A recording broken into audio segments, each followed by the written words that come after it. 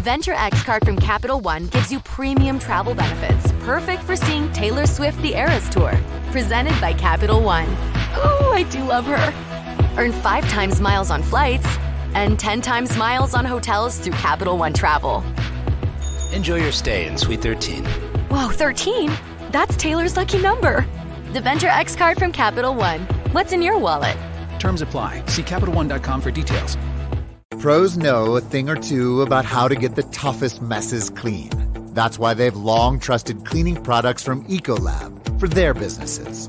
And now, that level of clean is available for your home at the Home Depot. Introducing Ecolab Scientific Clean, a full line of pro-grade cleaning products for all your home's needs. So you can clean like you mean business. Now available exclusively at the Home Depot. How doers get more done.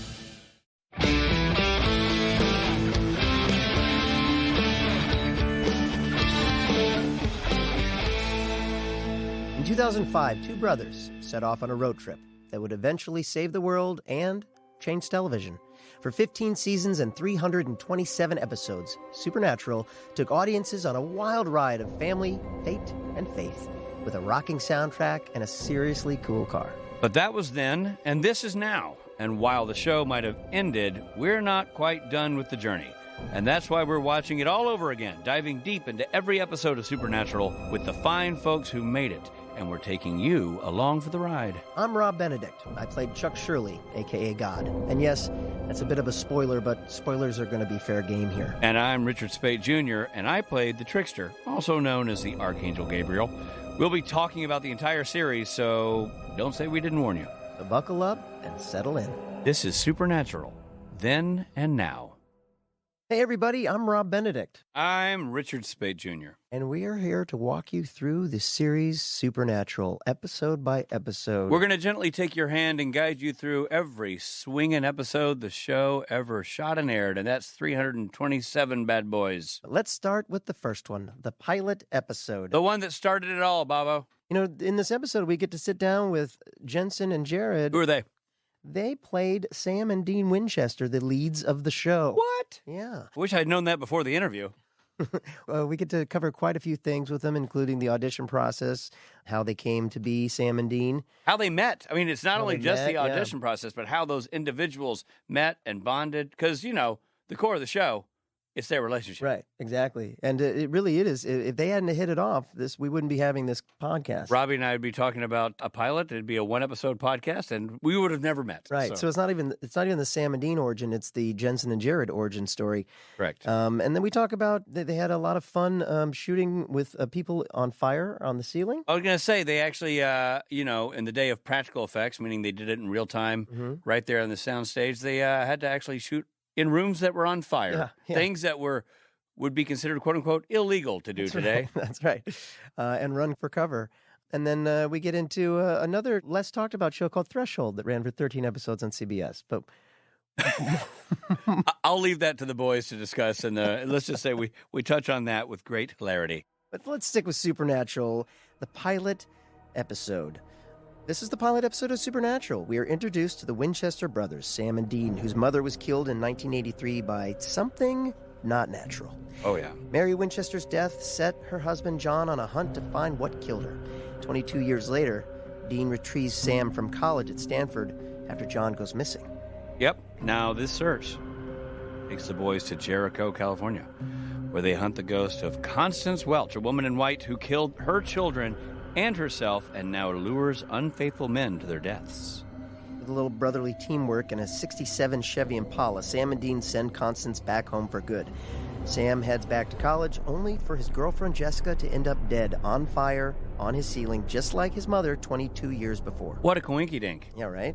We end the episode with the boys determined to find their mother and Jessica's killer and their lost father. Oh, they've got some work to do, Bobo. They sure do. Let's get into it. Okay, here we are. First of all, Jensen Ackles, Jared Padalecki, thank you so much. Thank you so much. Thank you so much. Yeah. Rich, thank you, Rich. Thank you, Rob. And so we're going to start with the pilot of Supernatural. So I have to admit something. I watched it just the other day for the first time. And I have been doing the conventions for, 12, 13 years, but I've never watched the pilot. Made so much sense. How many episodes have you actually been in, too? Like 20, 21. Exactly. Yeah. What about you, Speight? Are you winning this battle, or are you losing this battle of most episodes of Supernatural? No, Rob won. Rob appeared in more episodes than I did. Then I would rather you not talk for the rest of the podcast, and we'll direct our comments and questions to. Although that's a recurring theme in this whole process. If you add your directing credits, you were on. Although unlike Rob, Rich did his research before coming on the show, so he did watch the first episode. Rob still calls me I was Jared. getting texts from Rob last night going, "Did you know that Jeffrey Dean Morgan was in Supernatural?" Like he's just discovering. New elements. A lot of stuff made sense. I'm like, that's why he comes to the convention sometimes. It was listening to Rob live tweet the pilot 15 years later. He's like, "Holy shit, they're brothers." I watched the show. When is it going to air? When does it launch? When does it premiere? The whole dynamic. Yeah, it was actually great. And you guys have been your friends now for a while, and we've known each other. Okay, sorry. We've known each other. We've been acquaintances.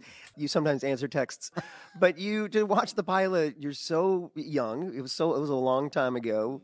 Do you have a memory of what that was like of shooting it? How clear is that in your mind? The pilot for me is pretty clear. Mm-hmm. Yeah. The casting process, the pilot. I think because shooting the series Supernatural, sometimes you'll be filming an episode on Tuesday that you get the script on the prior Friday. Right. So you have 3 days to kind of go like, okay, I better not forget my lines. Whereas the pilot, it was like shooting a movie where you're living this 48-page script for a month or 2 months or whatever it is, not like for 3 days so you don't forget your lines. And so you're trying to figure out who you are. You're trying to establish like, okay, who is this character? What do they want me to do? What am I going to do? I feel like we were... And I could be wrong, but I'm having a memory of us doing preliminary reads prior to the holidays and then coming back in like January and doing our executive reads and getting the role. Auditioning. That feels right. So you're auditioning like in front of producers, and then you came back in January and tested in front of them. Well, for us, it was I think so. Yeah, I think you're right. For us, it wasn't really an audition as much as it was a meeting, because Jensen was on Smallville, I was on Gilmore Girls, and so we both already had a relationship with Warner Brothers Studios, and at the time Warner Brothers Network. And so like, we know these guys, like they show up on time, they hit their marks, they say their lines, they hang their wardrobe. Right. There are a lot of talented actors and actresses out there, but I think one of the reasons, and I don't know if I'm jumping the gun here and talking about something that we're supposed to talk about later, but one of the reasons that I fully believe that Supernatural went so long is because everybody who got involved, with minor exceptions, was just easy, you know? Like, and Ackles and I were just sort of like, we always talk to each other, like we just kind of thought of ourselves as soldiers who didn't have to risk their lives. It was like, okay, you tell me where to be, tell me where to go, tell me what I need to do, and I'll do it. Yeah. Not like, well, 4 a.m. is early. Yeah. And I remember, and I'm sure Ackles does as well, like back in the early days, there was no social media. The ways to publicize a show, and we shot in Vancouver. There were no iPhones. Yeah, that's right. So they would swap us out and be like, "Hey, we're doing a radio press tour next Monday. Jensen did the last one, so you're doing this one." Right. And what that meant was that we'd wake up at 2:45 in Vancouver to make sure that we were on a phone call at 3 a.m. to air live at 6 a.m. on the East Coast. Right. And so we do an hour of, New York, Boston, D.C., Jacksonville, or whatever. And then at 4 a.m. Vancouver time, it was now 6 a.m. in Chicago, Dallas, whatever. And so you would do 4 time zones, so 4 hours worth of radio interviews. You'd wake up at 2:45, start from 3, go till 6 or 7 or whatever. And then you'd get picked up and go to set and shoot an 18-hour day. Yeah, so it was just a lot of work. But again, especially in those days when we were both 20-something without wives and kids. We can handle it. We were like, all right, whatever. Do it with no sleep. We'll be a little tired. I'll take a sip of coffee at 8 p.m. to get me through the next 6 hours. Right. Do you remember when you met each other? Yep. I do, yeah. Was there a chemistry read? Well, literally the network studio test was basically our chemistry read. Okay. So, I can see it as clear as day. I walked into the WB Ranch, and... Now, was Eric Kripke there in the room and David Nutter, the director? Mm-hmm. They were there. And is that when you first met them as well? No, we had pre-read with them. We had met them. I had a month or two before. I had done one of my first ever jobs was an episode of ER that Nutter was directing, and I was a guest star on it. And Jim Belushi was my dad. And so I'd worked with Nutter, and I feel like I had auditioned for something else with him. I can't recall exactly. But then Kripke I'd met just independently. PJ, I think, was there. Nutter, Kripke. All producers on the show. Yeah. I knew Nutter from Smallville. He directed the pilot of Smallville. Okay. And it came down to me and Welling for Superman. Wow. So I'd run that gamut with Nutter once before. I mean, I read once for them. I didn't even read for Dean. Really? I read for Sam. Sam. Wow. Those were the sides. Yeah. They were like, okay, we have an idea of who Sam is, so let's see what But the you sides tend were, towards. it was a scene between Sam and Dean. Did it end up, was it just empty sides? I don't They recall. were only reading was it Sam's. empty sides? Do you recall if it was empty sides or if it was actually a scene from the episode? It was empty like sides. was it just written? Yeah, for it was the just audition? it was just a basic audition scene. But Dean was still written with, the voice that carried through and became the character. And I read for Kripke and David at Wonderland at McGee's offices on Sunset there. Oh, of course. And I sat down and David said a few nice words because we'd gone through that Smallville thing together. And then I read for Sam. And then at the end, I was like, guys, I really appreciate it, but is there any way I could read the other guy for you? And they both looked at each other and laughed, and they were like, you don't have to. Oh, and then that was it. And then the first time I ever read Dean was when I walked in, met him at the ranch. I looked at the sign-in sheet. There was no other names. He was the number one name on there. And I signed in right underneath him. And I looked at him and I was like, where's everybody? Because usually there's five other actors per character. Sure. When you chemistry read, you'll read. Exactly. Swap people out. 1 with 6, 2 with 7. And Exactly. nobody 7, right. showed up. And they finally came out and said, Jared Jensen, we're ready to have you back. And so we went back there. We went into the room with all the suits and we read together for the first time. Oh my God. Was it in front of everybody. In front of 20 and that 25, 30. Yeah, it was 30 executives. In a big office. And I read for PJ, Nutter, Kripke, and McGee, and I read Sam. And I had a holding deal with Warner Brothers at the time, which basically meant they were going to put me on something. So it was like, hey, you can't audition for CBS or ABC or NBC or Fox or whatever else was on at the time because we're going to hire you next year on something. We just don't know what. Maybe you'll be a guest star on Dawson's Creek, or maybe you'll have your own show or have it, whatever. And I read, and I'm going to sell out our mutual friend Eric Kripke right now. So after I read, either that day or the next day, or by the end of the week, my manager and producing partner and friend to this day, Dan Spilo, he called and was like, hey, what's the word? Like, how is Jared's read? Do you want something else? And at this point in time, I really wanted this show. And the note from Kripke was, he's great. We love him. But we're looking for like a really intelligent Duchovny type. No way. Yeah. And so That's Dan was like, hilarious. what? And at the time I was 21 or 22. And Dan had to call and be like, listen, Jared, was magna cum laude. He was going to be an academic. He was going to be pre-med at UT with engineering double degree. Dumb. Yeah, National Merit Scholar. Don't let his looks fool you. He is a giant. smart guy. He looks dumb and he bumps into stuff, but I promise he can play the Duchovny intelligent part as well. He just farts a lot. I fart a lot. But He smells and he'll break shit. I still tease Kripke that he didn't want to hire me initially because he thought I was stupid. Hilarious. What turned his opinion around? Like I paid him a obviously lot of didn't money. I wrote him a check. He still thinks He that. back in the day, still- he just wanted. he never screw- changed. No, he his never idea. changed his opinion. Yeah. But you never went back to read again. So it wasn't like he No. gave you Back in the day, Kripke, he just wanted brown paper bags of black tar heroin. right. And back in now the it's day. a different kind of I bag. just did the boys. He's still going strong, man. Yeah, I don't know. I wasn't privy to all the conversations, but I think when Spilo called, it's like, listen, this guy was actually an academic in school. Like he was National Merit and he was going to do pre-med engineering at UT, this and that. They were like, okay, well, let's give him another shot, but have him smart it up a bit or dumb it down a little bit. And so that's when, so a week later, whatever it was, that's when Ackles and I met there at the ranch. I see. Yeah. And then when did you realize that you had chemistry, that the two of you, that this was going to work? Because in the pilot, the thing that really makes you go, oh, this is a show I want to keep watching, is the two of you and the chemistry you have. The producers say, by the way, that the scene on the bridge is when they knew. When they were I felt it kind of instantly because, it was just he and me. And so you're in a 10 by 10 waiting room waiting to get summoned to walk 2 doors down the hall to the room with the 30 people that will decide your future. Right. And so you just kind of shoot the shit a little bit. And he's like, so where are you from? I was like, Texas. He's like, where? Texas. He's like, me too. I was like, cool. And then he softened a little bit. He's like, who's your team? I was like, Cowboys and Longhorns and Spurs. He was like, all right, well, I don't know about Spurs. You know, I'm from Dallas. I like Mavs. But all right. It was like, he softened ever so slightly. Bristled a little bit at the Spurs comment. He's like, so you ever listen to country music? I was like, do I ever listen to country music? I'm a Texan. He's like, okay. Softened a little bit more slightly. He's like, tell me about your family. I was like, all right, well, I got an older brother, younger sister. What about you? He's like, I got an older brother, younger sister. Like, it's easier to work for the CIA than to Exactly.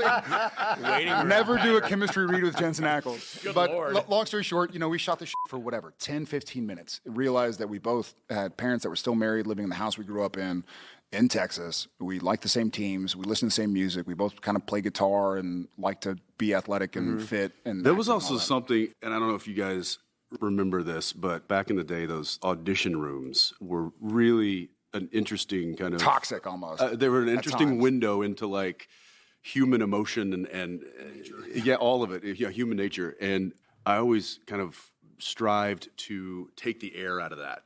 The people sitting there really nervous, kind of rocking, reading their lines, standing up, going over their stuff. Yeah. And for me, I almost took a little pleasure in popping that focus for a lot of people. Rip the Band-Aid. Because I had my lines down. I was good to go. So if somebody was really intensely like, and I don't know if I did it for just the overall feeling of the room or if I was just messing with them a little bit, but I would just start making small talk with them to almost knock them off their game. Funny. I think that's what you're doing to him in that moment? Well, no, because we weren't going against each other. But I think I was just used to popping that pressure and releasing that pressure a bit. Also, and so it was just make some conversation with the guy. And even to this day, once you're about to test for Studio Network, you've signed a 6-year contract. Right. And so if you go into the room next door to the waiting room and they say, cool, we'll take you, that's the next 6 years of your life. Mm-hmm. And so Ackles, to his credit, was like, well, let me ask some hard questions off the bat, as opposed to like, how's your day? Right. Good. How's your day? Oh, good as well. I might have to put up with this guy. Yeah, for I might have seasons. to live with this guy for the next 6 years if we are so lucky. Yeah, right. And I kind of do a similar thing. It's been a while, but if you have 10 minutes before you have to get married to this person or not, you don't want to ask, like, what's your favorite color? Right. You want to ask, like, all right. Where are you from? What are your likes and dislikes? Yeah. What's your family history? Yeah. Yeah. Okay, guys, hold on. We're coming right back. Hey, guys, it's Rob. Remember when I was telling you about HelloFresh?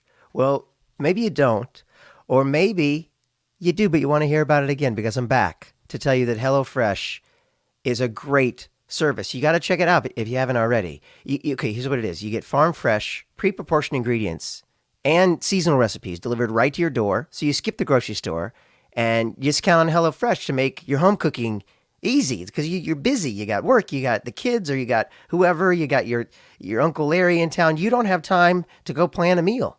Well, HelloFresh does it for you. And so all you do is you take a little bit of that and that. It's all divvied up for you. Remember those New Year's Eve goals you promised yourself you'd stick to? HelloFresh, they're here to help you eat better. See, it's fresh ingredients. Did I say that already? Easy recipes, right to your door, taking the hassle out of dinner time.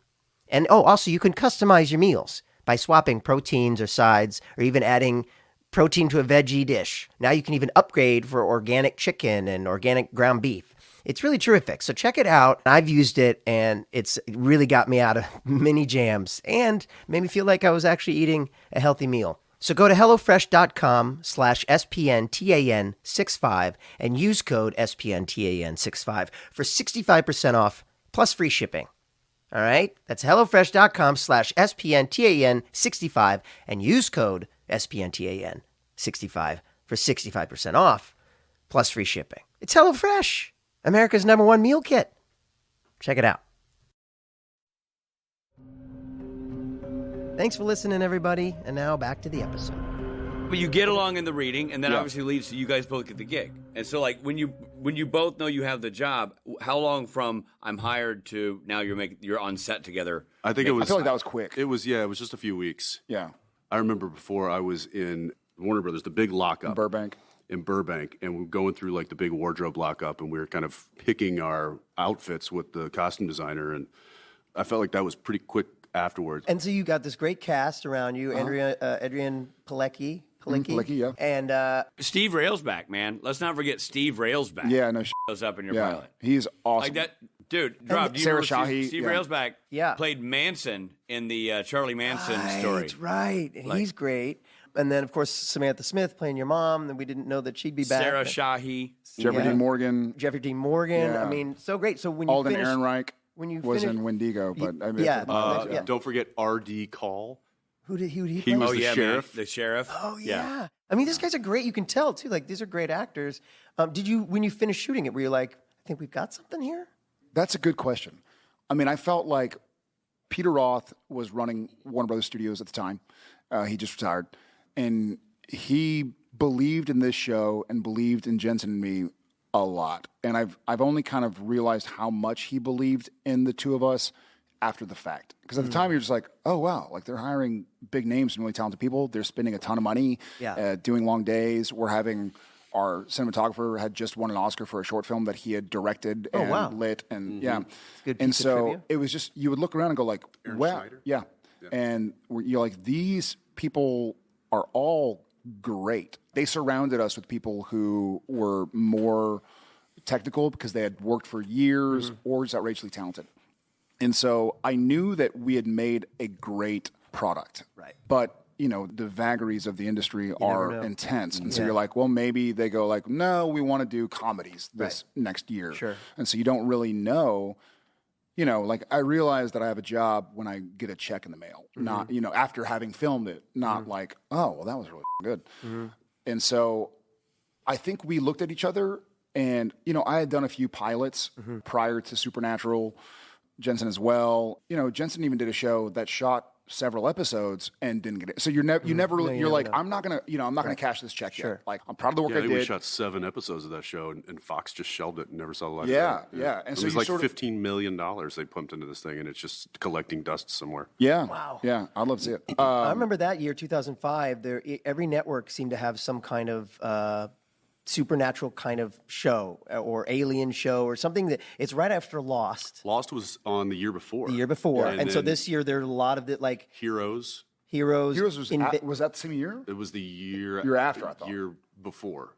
Really? I think it was But the year. 2005 was Invasion on right. like ABC, Surface on NBC, Yeah, that's and right. a show that I was on called Threshold on CBS. Never heard of it. And thank you. And Not a fan. 13 episodes. It's a weird name. But anyway, the point is, That's funny because Firefly did 13 episodes. They made a whole movie about it. There's Yeah, still yeah. conventions, but Threshold, I don't. big fan. I don't know that really did anything. it didn't. It did. I mean, it didn't. But you know, it was Carla Gugino and Peter Dinklage and myself. But the point is, this isn't about me, guys. This is your podcast. But the point is, every network had a show, and the only one that made it past was your show. We definitely outlasted. Yeah. I think the only show that was of that year, of that class, was Grey's Anatomy that is still on, that outlasted us. They didn't keep the same cast, though. I mean, like, They you look at didn't X keep the same Factors. cast, but also Yeah, except for- Grey's made the choice to go on ad infinitum, whereas Ackles and I and the gang that put the show together, the rest of us, decided like, hey, we should probably meet our wives and kids someday and and live in our country of Right. residence. We should come up for air at some point. Yeah, we should take a breath. Yeah. So Tell us more about Threshold. no. Wait. No, I have two thoughts about the pilot. So you talk about the DP. I noticed visually, it's much darker than the rest of the visually. It's a darker tone and more contrasty lighting. It's really it's more lit like a horror movie, I think, than the show ended up being. Well, that was kind of later. the initial idea. It's almost like a horror movie per week. But long story short, that's unsustainable. That, you know, we would have 3-hour lighting setups sometimes. We had over 3 weeks to shoot the pilot. Yeah. We shot a 42-minute pilot, you know, with 18 minutes commercials. In the time that it took to shoot two episodes. 2 and change Regular episodes. And so we went from Aaron Schneider to Serge Ladouceur. And when you go to episodic television, and they say for an actor, and I imagine for crew as well, that 1 hour episodic television is the most difficult job. You know, like we mentioned earlier, if you do a movie, even if it takes as long as a season of television, you have that movie script 6 months in advance, 3 months in advance. Right. At the minimum, a month in advance. And you know what to expect. You know that if you're riding a horse in the movie, you better start taking horseback riding lessons. You know if you're doing kung fu, you better start going to learn jiu-jitsu and kung fu and whatever. You know that like, oh, I have a sex scene, I better start eating less candy. Or, oh, I have to make some jokes in the midpoint of the script, I better try and work on my comedic timing. Whereas with the 1 hour episodic drama, there are 20 times, as much as 23 for us, where you get a script you know nothing of that you're going to be filming in 3 days. So it's like, hey, here's an episode where you speak Spanish. You're like, I don't fucking know Spanish. Or you speak sign language. You're like, I don't. Or you're doing a handstand for 3 scenes. You're like, I've never done a handstand in my life. And so you don't have any time to prepare. And so every moment you're not filming the current episode, you're scrambling, trying to figure out how to get prepped for the next episode that you just read that you filmed. Combing the Vancouver casting offices for a handstand guy. Handstand with long hair and a big forehead. Piggyback on that, how much when you shot the pilot did you think about what your character's situation was in terms of, like, there's a great scene between the two of you where you're like, Dad's on a hunting trip. Dad's on a hunting trip, and he hasn't been home in a few days. And you're like, oh, shit. You know, it's time to, you know. And then did you think about what your life was? Because your character, Dean, didn't have a home. Essentially, yeah. Well, and tying that into kind of what we were talking about prior to this, like when did we know that we had something that we thought could be a success? Right. I've just been thinking about that, and I think it was the day that we shot that particular scene. It was the house. It was Sam's house, which I believe was down by USC. Oh, yeah. It was in USC. Yeah. It was a USC house. And that was the day that we shot the fight scene, which he and I were very comfortable with doing. And I was like, oh, good, because there's going to be a lot of action. And he and I are both athletic enough to handle this stuff, so that's great. And then that scene, Dad's on a hunting trip, hadn't been home in a few days. And then I think there was also matching that with, I saw the playback of me kicking the door in after Jess lights on fire, and it cuts to me coming back for him and kicking the door in. Yeah. And I remember I saw that shot, and I was like, oh, that's some heroic shit right there. That's awesome. And I was like, we might get 3 seasons out of this. That's great, dude. This is going to be a home run. Yeah. We might even get 4 seasons out of this show. I remember that day, and it was also the same day that we went outside when the sun went down. We went outside and we shot the very last shot of the pilot. We got work to do. Yeah. It was that same that so day. Was that at Satakoy? Was that at Satakoy Studios? Was that the day that we lit the roof on fire, literally? No, I mean that wasn't that day. This was literally on location at USC, filming at that house. Wow. And we shot that street. All right. And with the back of the Impala that night after we shot the fight scene that afternoon. That's so cool. Do you know that scene, the end sequence of the pilot, and I don't think I've ever talked about this, just because I've never thought about it. But it was multi-part. We shot, him kicking in at the door at USC, me getting the cookies and the note, laying down on the bed and seeing her body, Jeff saw Sam's body on the roof. And then we shot a scene at Satakoy Studios where it was as if you took a 4-walled with a floor and a roof bedroom and took one wall off. And so when you looked at the set, it would be the bed on the right. It's like a sitcom set. The door on the left. Yeah, sitcom set. And they don't do this these days, I don't believe. No. But we actually shot the wide angle that Nutter wanted of Sam laying down on the bed with live fire. Inside the soundstage. Inside the soundstage. With Jared in the bed and me running in and grabbing safety him people, with live fire. And then they were like, as soon as you get warm, run. Right. And so, if you feel too hot, get out. Yeah. Like, give us what you can, but as soon as you feel unsafe or hot, get out of the fire. And then, like, fire trucks there. Like, full-on fire department there. I remember there was one take, and you were really emotional trying to get into it, in that particular scene. And I'm supposed to pull you back, and you were fighting so hard against me, and I was starting to get hot. And instead of me going like, we gotta go, I was like, I'm getting hot, we gotta go. And that's when he went from like, that wasn't too heroic, maybe two seasons. Yeah, maybe 2 seasons. Maybe 2 seasons, or at least until my eyebrows grow back. Exactly. Ooh, it burns. Hot. The effects in the first episode too, I thought I was impressed with, because sometimes you see something made 15 years ago and you're like, that could have been better. But like the ghost, That must have been Threshold. I should never have brought that up. I thought this will be a funny tidbit. No, that's got legs. I thought the effects were pretty good. The ghost sort of going in and out, I thought was a cool. It holds up remarkably well. I mean, and even now I know it's real fire, but so let me ask you this: the ceiling gag for Jess and for Mary. Were you guys around when they shot that? No, I was not. No, I don't know how they did that. Because that's intense looking too, and that also leads me to ask, because you did a pilot with the lady, but you didn't have any scenes with her. Did you ever meet Sam Smith? Yes. We met her the day they shot the Get the Boys Out of the House. We met her. I remember meeting Jeffrey Dean Morgan as well that day. We met him. He was really excited. He was like, "Hey man, this that was great." when he runs with young Sam to get out of the house, and hands him off to Dean. Says, "Dean, turn around and run as fast as you can." Yeah. So that was the same day. I mean, it was a big day. It was a lot of big. Every day was a big day. Like these were long days, and there were a lot of them.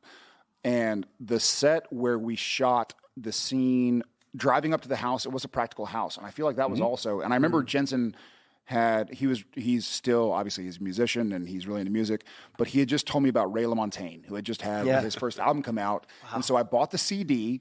Drove in my SUV, and I think I made it through the entire Ray LaMontagne Trouble album between the time I left my house in North Hollywood and got to set, wherever it was. Wow. And there was one day where I don't think we shot anything after lunch. And that was a scene where Sam pulls up, and then Sarah Shahi's character, the woman in white, she appears, and it's also the exterior of the house that we end up going inside a shoot where the dresser smashed against the wall. But I think after lunch, they started setting something up, and 6 hours after lunch, it wasn't lit yet, and they were like, we're going to go ahead and send you home, and we're going to do this tomorrow. And you're like, what? Like, why didn't you write me 6 hours ago? And they just didn't realize yet. So the days were long. Big, long epic. Days. It was big. Well, there's so many iconic scenes in this episode, especially now, of course, looking back in retrospect and going, wow, that sets up so much stuff. Did Kripke ever tell you, hey, by the way, you're going to find your dad in episode whatever? No, you didn't know anything. No, we were along for the ride just as much as the audience was. I mean, we would get a script and be like, whoa, what's going to happen?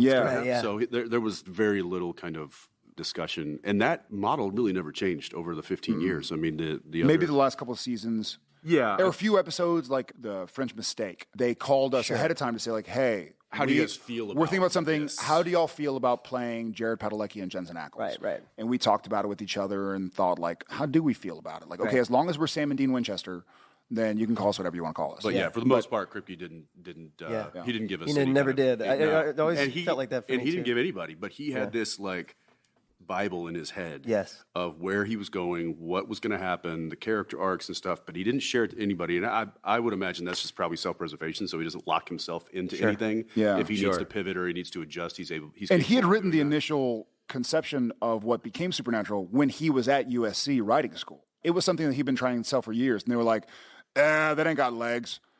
We'd rather pick up Threshold. I think it was I think it was originally like Cops. What was Cops meets Route 66? Yeah. No. Sam and Dean were like. We're actually cops. Oh, no kidding. Police officers. Yeah. Yeah. I know it was on the road a little bit. It changed a bit. Interesting. But eventually landed on Brothers. Oh. Last question, then we're gonna have to. Why wouldn't that have worked? You don't like cop shows? What are you trying to say? You know what I'm doing for a living right now? Did you ever see Threshold? Because that explains a lot. I did love. Okay, never. I forgot what I was saying. Did I mention Peter Dinklage was in it? I only watched his scenes. So we also get to meet Baby the Impala, which is another iconic character in the show. Yeah.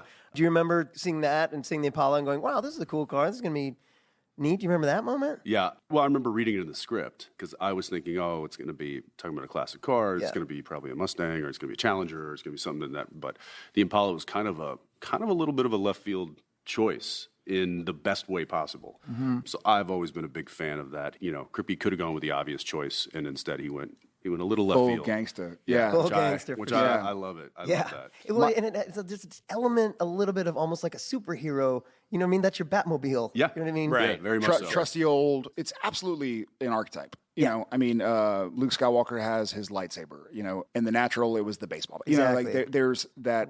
Yeah, like Harry Potter has his wand. Threshold, it's Dinklage. No, you don't get to joke about this. You're not in this. I couldn't help it. I'm sorry. Yeah, Threshold has its dinklage. God damn it. It's dinklage. There was so much, and Kripke, I think, one of the first conversations he and I had said, like, hey, have you read Joseph Campbell? And I was like, yeah, I did. You know, my mother taught heroes, myths, and legends in high school, and she's, she's English major, and we were big readers in our family. And so I was familiar with the archetypes and those classic storytelling tropes. And randomly, I always was a 60s Chevy or just classic car fan. My first ever car was a 69 Camaro, which is almost done. It's been being restored for about the last 10 years just because I've been waiting for like OEM parts and this and that. Anyways, and I had also had like a 65 Mustang that I had bought and restored a little bit and sold. And I had always been into late 60s muscle cars and late 60s watches. That's cool, man. So seeing it was like, yeah, I don't think I'd ever seen in my life a 67 Impala, you know? Yeah. I knew of them and I knew the engine blocks and whatnot because, I was kind of a nerd. Yeah. He asked me, he very similar conversation. He said, are you familiar with Joseph Campbell and that whole character archetype? And I said, are you kidding me? I love Evil Dead. Ash is like one of my favorite characters. And he kind of paused and then he looked at me and he was like, I chose wisely. He's like, put me behind a steering wheel and I'll do what I gotta do. That's the Dean I wanted right there. That's it. There he is. There he is. Perfect. All right. Well, thanks, guys. Thanks. Appreciate you talking about the pilot episode. It's epic. It's epic having you guys here. And we you too, Rich. we come to that threshold where we're going to change. Oh, God Yeah. damn it. On that note, thanks for joining us. Hey there, this is Richard Speight Jr., and I hope you're enjoying the episode. But we need to pull over for a few seconds for some messages. This show is sponsored by BetterHelp. You know, when you're at your best, you could do great things, but sometimes life gets you bogged down, and you may feel overwhelmed and like you're not showing up in the way that you want to. Well, working with a therapist can help you get closer to the best version of you. I have benefited so much from going to therapy. I used to get overwhelmed and anxious to the point where I was having panic attacks. And about 15 years ago, I went out and I sought help, and it really changed my life. So I can't recommend it enough for anyone who's feeling feelings of overwhelm or anxiety or depression. If you're thinking of giving therapy a try, BetterHelp is a great option. It's convenient, flexible, affordable, and entirely online. So what you do is you just fill out a brief questionnaire to get matched with a licensed therapist, and you can switch therapists at any time for no additional charge. So if you want to live a more empowered life, therapy can get you there. Visit betterhelp.com/SPNTAN today to get 10% off your first month. That's betterhelp.com/SPNTAN. This episode is sponsored by BetterHelp. Give online therapy a try at betterhelp.com/SPNTAN and get on your way to being your best self.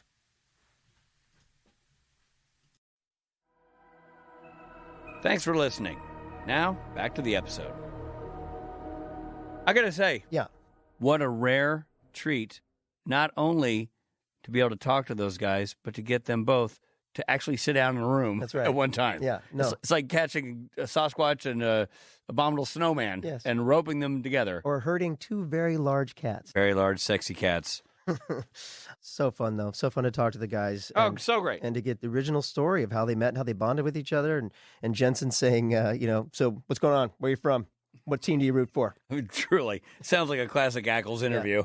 So we're talking about the pilot and a couple things we need to track as we go for people keeping score. Yeah. So this is our first installment of the bitch count. Right. We'll be tracking all the bitches and sons of bitches across the entire series because why not? I think we mean as they are spoken, not the actual person who might be a bitch. I mean, nobody thought that. I'm just saying the word bitch. You know what I'm saying, Robbie? We'll just take the check. Thank you. Okay, so we've got two bitches in this episode. Rob and Rich. That's right. But in the actual episode, we've got two bitches, both from Dean.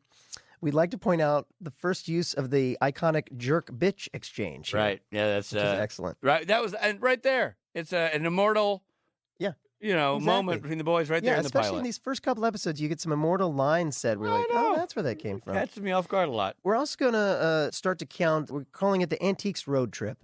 And we're counting things that make the show a little bit dated. A little dated. Right. So for this one, do you remember when computer monitors were the size of microwaves? I mean, the computer they do the research on when they go into the library. Yeah. That one?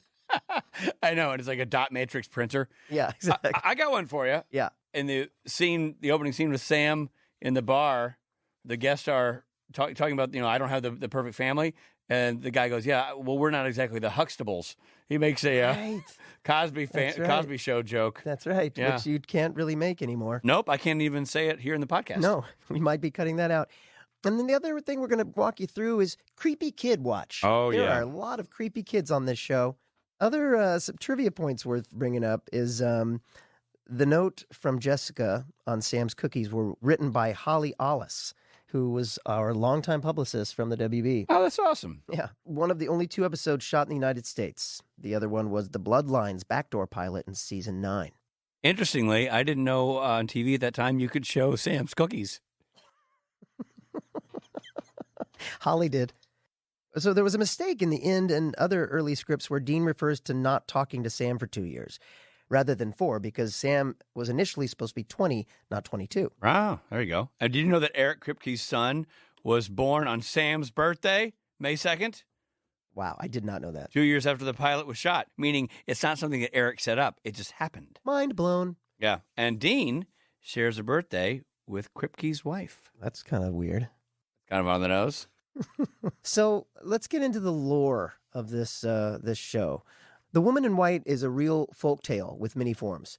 The key inspiration for this version is La Llorona from Mexico, a figure who's possibly has origins in pre-colonial indigenous culture. Originally, the woman who was the subject of the hit song from the 80s, My Sharona. That's right. But the Mexican version was La Llorona. Right. In the most common version of the story, La Llorona, the weeping woman who lost her husband, sometimes to death and other times to infidelity, as in Supernatural's version. In her grief, she kills her children. Oof. She immediately regrets this because it was a bad idea. Yes, bad she should choice. have done that. And then she drowns herself, which is it's hard to do. But because of her crimes and suicide, she cannot enter heaven, and so she wanders the night weeping. In other versions, her children are illegitimate, and she kills them because their father will never accept them. Oh, but it's nice. She obviously has her crap together. Stories of mother killing their children go back a long ways in many cultures to figures like Medea in Greece. As Sam notes, there are other women in white all over the world. It just seems to be a popular choice color for ghosts. Interestingly, the woman in white is not allowed to appear after Labor Day. This episode also combines the Woman in White with another popular story, the hitchhiking ghost. Interestingly, there are stories in Hawaii of an old woman in white asking for rides on the Big Island. She gets in the car and then disappears, and it is believed she is the volcano goddess Pele, which was popularized in the cartoon that The Rock was in. Moana. There you go, Moana. And one of Brazil's greatest soccer players. That is correct. Pele was also a soccer player. This pilot episode starts Jared Padalecki as Sam Winchester, Jensen Ackles as Dean Winchester, Jeffrey Dean Morgan as John Winchester, Samantha Smith as Mary Winchester, Adrienne Palicki as Jessica Moore, and Sarah Shahi as Constance Welch. The episode also features R.D. Call, Steve Railsback, Derek Webster, Camille Walker-Smith, Elizabeth Bond, Miriam Korn, and Robert Peters. The episode was written by Eric Kripke, directed by David Nutter, edited by Paul Karasik. With music by Christopher Lennertz and featured songs by Ginger, Classic, Eagles of Death Metal, the Allman Brothers Band, AC/DC, and Keith Rozier. Or if you're watching on Netflix, you'll hear music by Rabbit Junk, Revenge Freakchild, The Loveless, and The Bad Touch. It was executive produced by Eric Kripke and Robert Singer. And it first aired on September 13th, 2005. Well, Rich, this is going to be fun. It already was fun. That's right. We're already mid-fun. I know. But it usually takes me an episode to realize, you know what? You were right. I don't hate this. This was a good idea. Yeah, this is great. This is super fun. The fact that we already launched this bad boy with Jared and Jensen, I know. It's great. I can't wait for episode 2. Me neither. In the meantime, let me tell you about this podcast. The episode of Supernatural Then and Now was hosted and executive produced by me, Richard Speight Jr., and that guy, Rob Benedict. It was produced by Stephen Hine, written by Jessica Mason, author of The Binge Watcher's Guide to Supernatural, an unofficial companion. And edited and associate produced by Trey Booty. Music provided by Tim Wynn. The episode was recorded with the help of Sonic Fuel Studios. This podcast is a production from Story Mill Media. For the latest on this and other podcasts, follow Story Mill Media on Instagram and Twitter.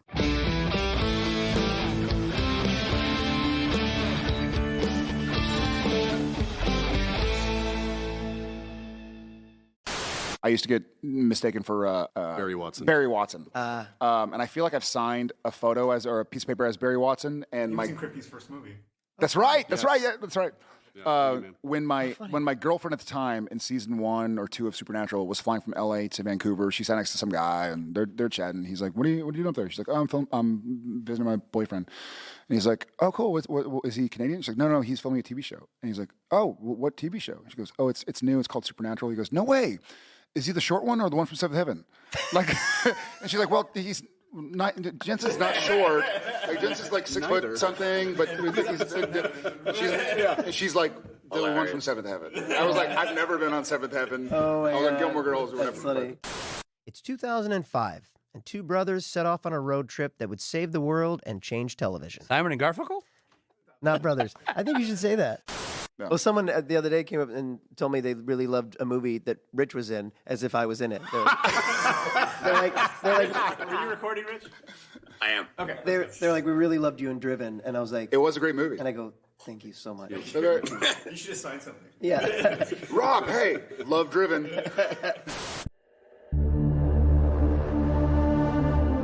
Story Mill Media.